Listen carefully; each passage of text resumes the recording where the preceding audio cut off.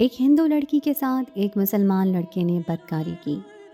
پھر ہندو لڑکی نے بدلہ لینے کے لیے امام مسجد کے بیٹے سے شادی کی، اور پھر جو اس لڑکی نے کیا، توبہ توبہ۔ میرا نام اسفند ہے اور میرا تعلق عمر کوٹ سے ہے۔ عمر کوٹ پاکستان کا وہ علاقہ ہے جہاں ہندوؤں کی اکثریت مسلمانوں سے زیادہ ہے۔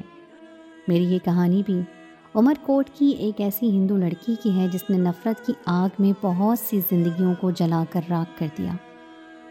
یہ جنوری کی ایک سرد رات تھی اور فجر کا وقت ہونے والا تھا۔ شدید سردی کی وجہ سے میرے بابا کی طبیعت بہت خراب تھی۔ اسی وجہ سے میں ان کی جگہ امامت کے لیے مسجد کی طرف نکل پڑا۔ ہمارا گھر مسجد سے زیادہ دور نہیں تھا، لیکن مسجد کے دروازے پر پہنچتے ہی میں حیران رہ گیا۔ ایک انتہائی خوبصورت، حسین اور جوان لڑکی جس کے پاؤں کو چھوتے لمبے بال مسجد کی سیڑھیوں پر بکھرے ہوئے تھے۔ وہ بہت ہی عجیب سی حالت میں بیٹھی تھی اور جگہ جگہ سے اس کا لباس چاک نظر آ رہا تھا اور اس کے ماتھے پر بھی مٹی لگی ہوئی تھی۔ میں اسے دیکھ کر سمجھ نہیں پایا کہ اتنی شدید سردی میں وہ اس حالت میں کیسے مسجد کی سیڑھیوں پر بیٹھی ہوئی ہے۔ سردی کی وجہ سے وہ بری طرح کانپ رہی تھی۔ میں نے فوراً ہی اپنے کاندھوں پر پڑی چادر اتار کر اس کے اوپر ڈال دی۔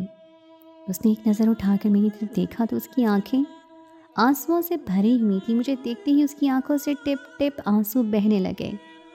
وہ بہت ہی منت بھرے لہجے میں کہنے لگی کہ میری مدد کر دیں، میں بہت مشکل میں ہوں۔ فجر میں ابھی کچھ وقت باقی تھا، اس لیے میں نے اسے پوچھا کہ وہ کون ہے اور یہاں اس وقت اکیلی کیوں بیٹھی ہے۔ میری بات سن کر وہ پھوٹ پھوٹ کر رو پڑی اور کہنے لگی کہ اس کے گھر والے اس کے دشمن بن چکے ہیں کیونکہ اس نے اپنا دھرم بدل لیا ہے۔ وہ بالکل تنہا ہو چکی ہے اور اس کی جان کو بھی خطرہ ہے۔ اس لڑکی کی بات سن کر میں چونک پڑا کیونکہ ہمارے علاقے میں اکثریت ہندو کی تھی، اور جب بھی کوئی ہندو اپنا دھرم بدلنے کی کوشش کرتا تو علاقے میں کافی حالات کشیدہ ہو جایا کرتے تھے۔ یہی سوچ کر میں اس لڑکی سے کہنے لگا کہ اگر تم نے اپنا دین بدل لیا ہے اور اب تمہارا کوئی والی وارث نہیں ہے تو تمہارا اس طرح یہاں رات کے اندھیرے میں اکیلے بیٹھنا مناسب نہیں ہے۔ یقیناً تمہارے گھر والے تمہیں ڈھونڈ رہے ہوں گے اور تمہیں نقصان پہنچانے کی کوشش کریں گے۔ روتے ہوئے وہ کہنے لگی کہ آپ ہی کوئی مدد کر دیجیے۔ رات کے اس پہر تو میں اسے کہیں اور لے جا نہیں سکتا تھا، اس لیے ایک مسلمان ہونے کے ناطے اور سب سے بڑھ کر یہ ایک انسان ہونے کے ناطے ہمدردی کی بنا پر میں اسے اپنے گھر لے آیا۔ جب وہ میرے دین میں داخل ہو ہی گئی تھی تو پھر یہ میرا فرض تھا کہ میں اس کی حفاظت کرتا۔ میرے بابا، اماں اور ایک بہن گھر پر موجود تھے۔ میرے دوبارہ دروازہ بجانے پر میری بہن نے دروازہ کھولا اور مجھے دیکھ کر کہنے لگی، بھائی خیریت تو ہے؟ نماز کا وقت قریب ہے اور آپ واپس تشریف لے آئے ہیں۔ جیسے ہی اس کی نظر میرے ساتھ کھڑی لڑکی پر پڑی تو وہ چونک گئی۔ میں نے اس لڑکی کی طرف اشارہ کیا اور اپنی بہن حاجرہ سے کہا کہ یہ ہماری مہمان ہیں، تم انہیں اندر لے جاؤ اور ان کا خیال رکھو، باقی باتیں میں نماز کے بعد آ کر بتاتا ہوں۔ میری بات سنتے ہی حاجرہ نے فوراً سر ہلایا اور اس لڑکی کو اپنے ساتھ اندر لے گئی۔ میں نے اس لڑکی کو اپنی پناہ میں تو لے لیا تھا، لیکن مجھے اس بات کا خدشہ تھا کہ اگر اس کے گھر والے اسے ڈھونڈتے ڈھونڈتے چلے آئے اور انہیں پتہ چلا کہ وہ لڑکی ہمارے پاس ہے تو اچھا نہیں ہوگا۔ نماز کی ادائیگی کے بعد میں نے خدا سے دعا مانگی کہ اللہ مجھے بھی دین کے راستے پہ ثابت قدم رکھنا اور اس لڑکی کو بھی۔ نماز پڑھ کر میں گھر پہنچا تو حاجرہ بھی نماز پڑھ رہی تھی اور وہ لڑکی ایک کونے میں بیٹھی ہوئی تھی۔ ہمارا گھر زیادہ بڑا نہیں تھا، 3 ہی کمرے تھے اور یہ گھر بھی ہمیں مسجد کی طرف سے ہی ملا ہوا تھا۔ جیسے ہی حاجرہ نماز سے فارغ ہوئی تو میرے پاس آئی، کہنے لگی، بھائی اب تو بتائیں کہ یہ لڑکی کون ہے؟ جب سے یہاں آئی ہے روئے ہی چلے جا رہی ہے۔ میں نے حاجرہ کو بتایا کہ یہ نئی مسلمان ہوئی ہے اور اس کے گھر والے اس کے دشمن بن چکے ہیں۔ اب جب تک معاملہ ٹھنڈا نہیں ہو جاتا اور یہ لڑکی دین کی بنیادی باتیں سیکھ نہیں لیتی، ہم اسے اپنے گھر میں رکھ لیتے ہیں۔ میری بات سن کر اماں اور حاجرہ راضی ہو گئے۔ کہیں نہ کہیں اماں کے چہرے پہ یہ پریشانی ضرور جھلک رہی تھی کہ اس طرح ہم لوگ بہت بڑی مصیبت میں آ سکتے تھے۔ اماں کہنے لگیں کہ ایک دفعہ اپنے بابا سے مشورہ کر لو۔ بابا کو بھلا کیا اعتراض ہو سکتا تھا؟ وہ لڑکی جس نے اپنا نام پروین بتایا تھا ہمارے ساتھ رہنے لگی۔ وہ بہت دکھی نظر آتی اور کبھی کبھی تو کسی کونے میں خاموشی سے بیٹھی گم سم ہو جاتی۔ اسے نہ ہی نماز آتی تھی اور نہ ہی کلمہ۔ حاجرہ دن رات اپنی محنت سے اسے دین سکھانے کی کوشش کر رہی تھی۔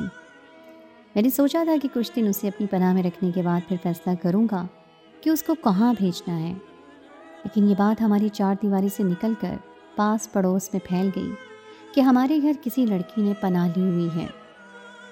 علاقے میں عجیب چیمگوئیاں شروع ہونے لگیں۔ ہر کوئی جاننا چاہتا تھا کہ ہمارے گھر میں کون سی لڑکی آئی ہوئی ہے۔ مجھے لگ رہا تھا کہ ہم زیادہ دن اس بات کو چھپا نہیں پائیں گے۔ بابا نے مجھے اپنے پاس بلایا اور کہنے لگے، بیٹا اگر اس لڑکی کے گھر والوں کو خبر مل گئی تو وہ اسے زبردستی اپنے ساتھ لے جائیں گے اور ہم اس کے حق میں کچھ نہیں کر پائیں گے، لیکن اگر تم اس سے نکاح کر لو تو اس کی زندگی بچ جائے گی اور یہ اپنی مرضی سے دین پر چل سکے گی۔ شاید خدا کو تمہیں اس نیک کام کے لیے چننا تھا، اس لیے میری جگہ تم اس دن امامت کے لیے گئے تھے۔ تمہارے کاندھوں پر ایک ذمہ داری آئی ہے تو تمہیں اسے نبھانا ہوگا۔ بابا کی بات ٹھیک ہی تھی کہ اگر پروین کا نکاح میرے ساتھ نہ ہوتا تو اس کے گھر والے زبردستی اس نے اپنے ساتھ لے جاتے۔ میں پولیس کارروائی بھی کرتا تو بھی پروین پر کوئی ایسا حق نہیں تھا کہ میں اسے واپس اپنے گھر میں رکھ پاتا، اور اگر اس کے گھر والے پیسے والے ہوتے تو پھر اسے بچانا ناممکن ہو جاتا۔ یہی سوچ کر میں نے حامی بھر لی۔ پروین کو آئے 15 دن ہو گئے تھے اور ان 15 دنوں میں وہ اماں، بابا اور حاجرہ سے کافی مانوس ہو چکی تھی۔ بابا نے پروین کو اپنے پاس بلایا اور مجھ سے شادی کی پیشکش کی تو پروین نے انکار نہ کیا بلکہ خاموش ہو گئی۔ اس کی خاموشی رضامندی کی علامت تھی، کیونکہ اس کی نظر میں ایک دیندار شخص تھا جو اسے دین سکھا سکتا تھا، اور وہ میرے ساتھ پوری طرح محفوظ بھی تھی۔ علاقے والوں کو زبان بند کروانے کے لیے اور پروین کو ہمیشہ کے لیے اپنے ساتھ رکھنے کے لیے بابا نے میرا اور پروین کا سادگی سے نکاح پڑھا دیا، اور یوں پروین میری بیوی بن گئی۔ میں خوش تھا کہ میری شادی ایک نو مسلم سے ہوئی ہے اور میری ذریعے وہ دین سیکھ سکتی ہے۔ میں چلتے پھرتے اٹھتے بیٹھتے اسے کوئی نہ کوئی بات سکھانے لگا تھا۔ اماں بابا کو بھی پروین جان سے عزیز ہو گئی تھی اور اسے حاجرہ کے برابر ہی ہمارے گھر میں درجہ مل گیا تھا۔ حاجرہ بھی ہر وقت بھابھی بھابھی کہتے اس کے آگے پیچھے پھرتی تھی، اور کچھ ہی دنوں میں میری زندگی پوری طرح بدل گئی تھی اور میری زندگی میں پروین جیون ساتھی بن کر شامل ہو گئی تھی۔ وہ بہت ہی دھیمے مزاج کی محبت کرنے والی لڑکی تھی، اکثر بابا کی خدمت کرتی اور اماں کو بھی عزت دیتی، لیکن ایک بات بہت عجیب تھی جو میں نے اس کے اندر دیکھی تھی، اور اس بات نے مجھے حیران کر دیا تھا۔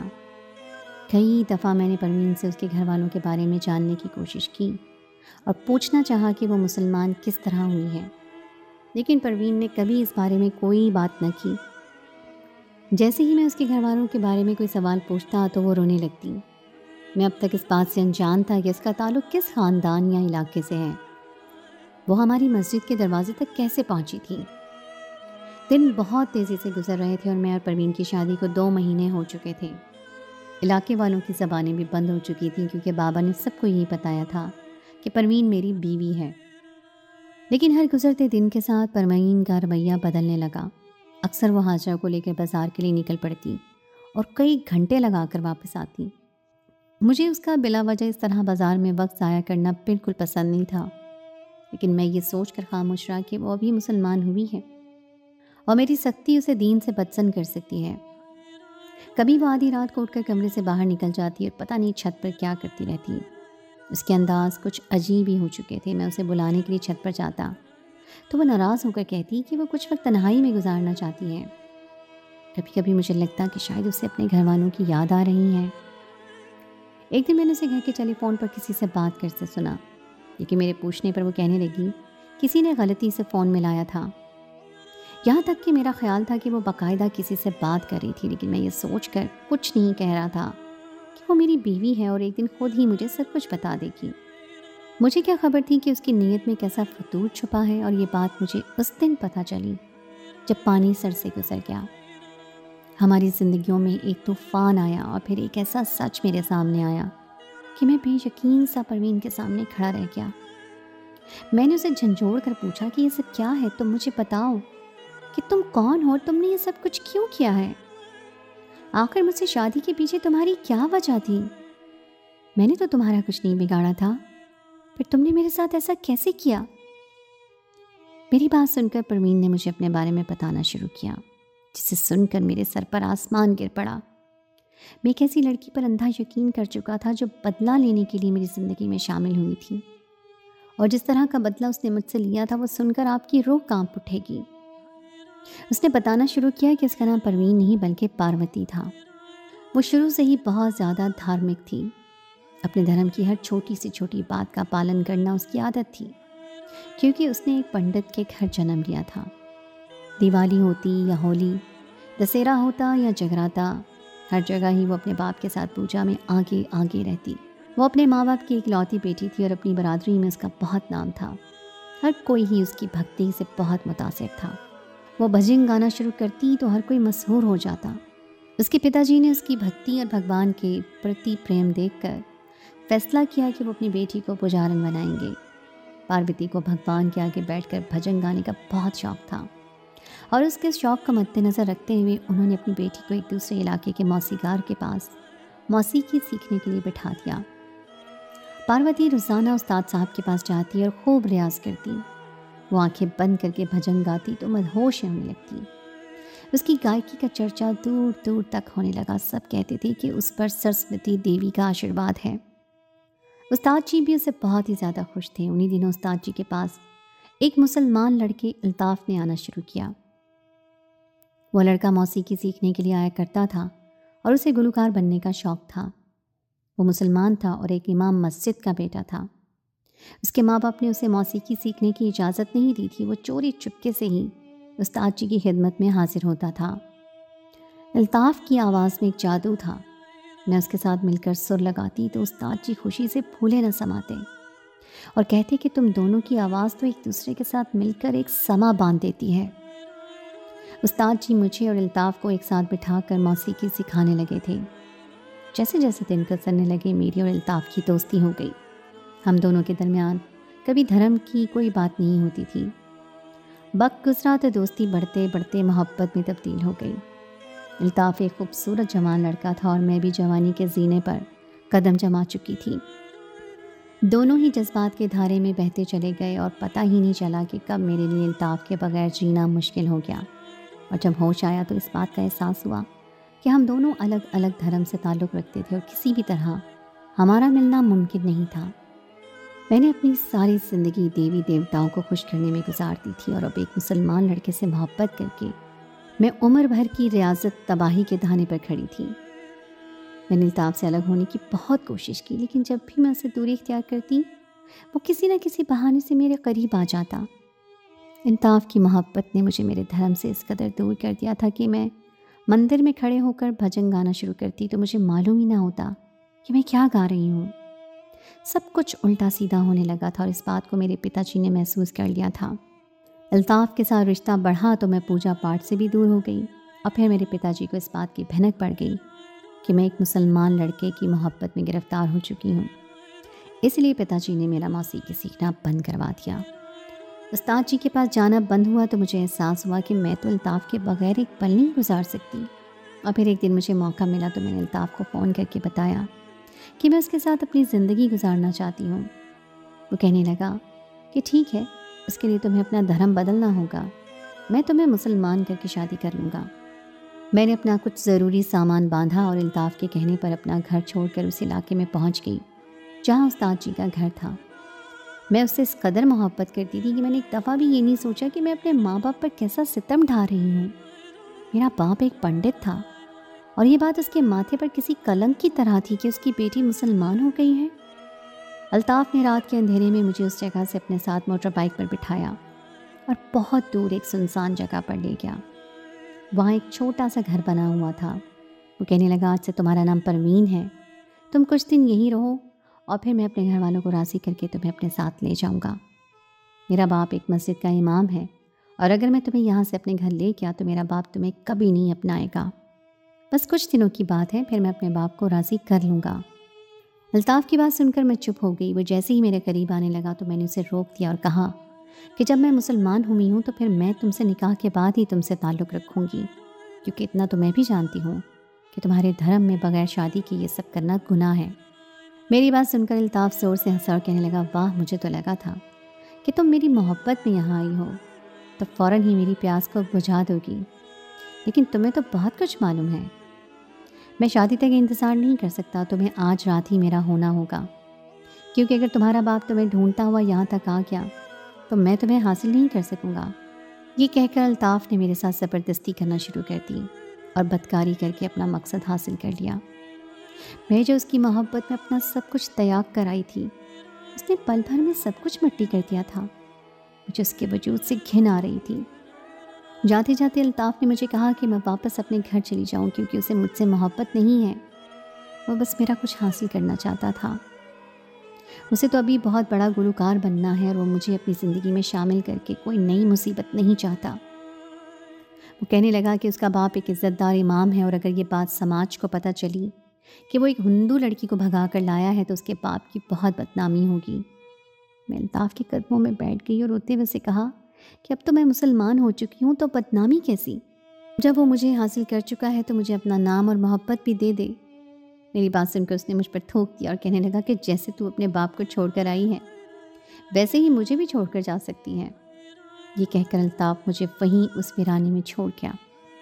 وہ لمحے مجھ پر قیامت کی طرح تھے۔ میں ساری رات اس کی ہوس کا شکار بنی تھی اور آخر میں وہ مجھے ہمیشہ کے لیے رسوا کر کے چھوڑ گیا تھا۔ میں اپنا لٹا ہوا وجود دے کر واپس اپنے گھر پہنچی تو میری حالت دیکھ کر میرے باپ کو اندازہ ہو گیا کہ مجھ پر کیا گزر چکا ہے۔ میرے پتا جی کہنے لگے کہ جب تو نے غیر درہم میں دل لگایا ہے تو اس کی سزا بھی تجھے ایسی ہی ملنی تھی۔ تو نے ایک دفعہ بھی نہیں سوچا کہ جو کچھ تو کر رہی ہے اس سے دیوی دیوتا ناراض ہو کر تجھے اس کی سزا دیں گے۔ اب ساری زندگی تجھے یہ سزا بھگتنی ہوگی۔ ہمارے گھر میں تیری کوئی جگہ نہیں ہے۔ میرے باپ نے کہا کہ روشنی ہونے سے پہلے ہی تو اپنا یہ منہ لے کر کہیں دفع ہو جا، تاکہ کسی کو پتہ نہ چلے کہ علاقے کے سب سے بڑے پنڈت کی بیٹی نے ایک مسلمان لڑکے کے ساتھ منہ کالا کیا ہے۔ میں نے اپنے باپ کی بھی بہت منتیں کی، لیکن میرے باپ نے میرے منہ پر اپنے گھر کے دروازے ہمیشہ کے لیے بند کر دیے۔ میں اپنے باپ کی دہلیز سے نامراد لوٹی تو بنا سوچے سمجھے قدم اٹھاتے ہی چلی گئی۔ رات کا اندھیرا بھی باقی تھا۔ مندر کے پاس بنے چھوٹے سے بازار کے باہر کچھ شرابی بیٹھے ہوئے تھے۔ وہ مجھے اس حال میں دیکھ کر میرے پیچھے پڑ گئے۔ اسے بھاگتے بھاگتے میں اس قدر دور نکل آئی کہ مجھے پتہ ہی نہیں چلا، اور تھک کر مسجد کی سیڑھیوں پر بیٹھی ہی تھی کہ مجھے تم نظر آ گئے۔ تمہاری بڑی سی داڑھی اور سر پر ٹوپی دیکھ کر میرے دل میں ایک عجیب سی آگ جل اٹھی اور میں نے سوچ لیا کہ میں اپنی اس بربادی کا بدلہ تم سے لوں گی۔ میں نے نہ صرف تم سے جان بوجھ کر شادی کی، بلکہ بازار کے بہانے تمہاری معصوم بہن کو گھر سے باہر لے گئی۔ میں اسے جان بوجھ کر کسی دکان پر بٹھا دیتی اور خود مندر جا کر دیوی دیوتاؤں سے معافی مانگتی۔ میں پہلے دل سے مسلمان ضرور ہوئی تھی، لیکن الطاف سے ملنے کے بعد دھوکے نے مجھے دوبارہ ہندو بنا دیا تھا۔ ایک دن ایسے ہی مندر کی سیڑھیوں پر مجھے میرا ایک پرانا دوست ٹکرا گیا۔ وہ ہندو تھا اور میں نے روتے ہوئے اسے اپنی ساری کہانی سنائی تو وہ کہنے لگا، جب تم بدلہ لینا ہی چاہتی ہو تو پھر عزت کا بدلہ عزت سے لو۔ میں نے نہ سمجھی سے اس کی طرف دیکھا تو کہنے لگا کہ ایک مسلمان نے تمہاری عزت برباد کی تھی، اگر ایک ہندو ایک مسلمان کی عزت لوٹے تو حساب برابر ہو جائے گا۔ اس کی بات سن کر میں راضی ہو گئی، مجھے تو بس انتقام لینا تھا۔ میں نے کہا کہ ٹھیک ہے، میں کسی دن اپنی نند کو لے کر تمہارے پاس آؤں گی اور پھر تم جو چاہے اس کے ساتھ کرنا۔ لیکن اتفاق ایسا ہوا کہ اس دن میں شدید بیمار پڑ گئی، اور اس دن حاجرہ نے میری جس طرح خدمت کی اور تمہاری اماں نے بھی خیال کیا، میرے دل سے انتقام کی آگ خود بخود بجھ گئی۔ میں نے تم میں اور تمہارے گھر والوں میں کوئی برائی نہیں دیکھی تھی، بلکہ جس طرح رات کے اندھیرے میں تم نے میری مدد کی تھی، میں تو تمہاری اچھائی سے متاثر ہو گئی تھی، لیکن الطاف کی نفرت نے میری آنکھوں پر پٹی باندھی تھی، اسی لیے میں اس بات کو تسلیم نہیں کر سکی تھی۔ لیکن جب حاجرہ نے میری خدمت کی اور مجھے یہ خبر ملی کہ میں تمہارے بچے کی ماں بننے والی ہوں تو مجھے احساس ہو گیا کہ میں ایک غلط اور گناہ کے راستے پر چل رہی تھی اور اپنی بربادی کا حساب ایک بے گناہ سے لینے جا رہی تھی۔ میں نے اپنے ہندو دوست کے ساتھ جو منصوبہ بنایا تھا، میرا اب اس پر عمل کرنے کا کوئی ارادہ نہیں تھا، اسی لیے میں اسے فون کر کے سختی سے منع کر رہی تھی کہ میں حاجرہ کو لے کر بازار نہیں آؤں گی۔ لیکن تم نے میری آدھی ادھوری بات سنی اور مجھے غلط سمجھ لیا۔ نہ ہی میں کسی کے ساتھ بھاگنے کا کوئی منصوبہ بنا رہی تھی اور نہ ہی اب میں حاجرہ کی عزت خراب کرنا چاہتی تھی، بلکہ میں تو دل سے مسلمان ہو رہی تھی۔ لیکن شاید میرے نصیب میں ٹھوکر ہی لکھی ہے، یہ کہہ کر میری بیوی ساروں قطار رونے لگی۔ میں بے یقینی سے اسے دیکھ رہا تھا، میں نے اسے خود فون پر بات کرتے سنا تھا۔ وہ کسی وکرم سے بات کر رہی تھی اور کہہ رہی تھی کہ اب میں حاجرہ کو لے کر بازار نہیں آؤں گی اور نہ ہی کبھی دوبارہ مندر کا چکر لگاؤں گی۔ ہمیں حاجرہ کے ساتھ اب کچھ نہیں کرنا ہے، جو ہونا تھا وہ ہو چکا۔ اس کی باتیں سن کر میں کانپ گیا تھا کہ ابھی تک نہ صرف وہ مندر جاتی ہے بلکہ کسی ہندو لڑکے سے اس کا تعلق بھی ہے۔ اور میرے لیے سب سے دل دہلانے والی بات یہ تھی کہ حاجرہ بھی ہمیشہ اس کے ساتھ جاتی تھی، مگر مجھے اس وقت یہ معلوم نہیں تھا کہ وہ حاجرہ کو کسی دکان پر بٹھا کے جاتی تھی۔ پروین میرے آگے ہاتھ جوڑ کر کہنے لگی کہ اب وہ واقعی دل سے مسلمان ہو چکی ہے اور کلمہ پڑھ کر دوبارہ مجھ سے نکاح کرنا چاہتی ہے، کیونکہ پہلی دفعہ اس نے مسلمان ہو کر نکاح نہیں کیا تھا۔ وہ کہنے لگی کہ وہ جان گئی ہے کہ مسلمان برے نہیں ہوتے بلکہ کچھ انسان برے ہوتے ہیں اور ان کی وجہ سے لوگ اسلام کو غلط سمجھ لیتے ہیں۔ میں پروین کو دیکھ رہا تھا، مجھے سمجھ نہیں آ رہا تھا کہ مجھے کیا کرنا چاہیے۔ میرے بابا نے میرے کندھے پہ ہاتھ رکھا اور کہنے لگے کہ اللہ نے تمہاری بہن کی عزت کی حفاظت بھی رکھی ہے اور ایک لڑکی کا مسلمان ہونا بھی تمہارے ہاتھ پر لکھا ہے، اسی لیے ایک دفعہ پھر دین پر ثابت قدم ہو جاؤ۔ میں ایک دفعہ پھر پروین پر آنکھیں بند کر کے یقین کر چکا تھا، کیونکہ نیتوں کا حال تو اللہ ہی جانتا ہے۔ لیکن پروین نے میرے سامنے کلمہ پڑھا تھا، اسے ایک مسلمان سے دھوکہ ملا تھا، اس لیے وہ اس کا بدلہ دوسرے مسلمان سے لینا چاہتی تھی۔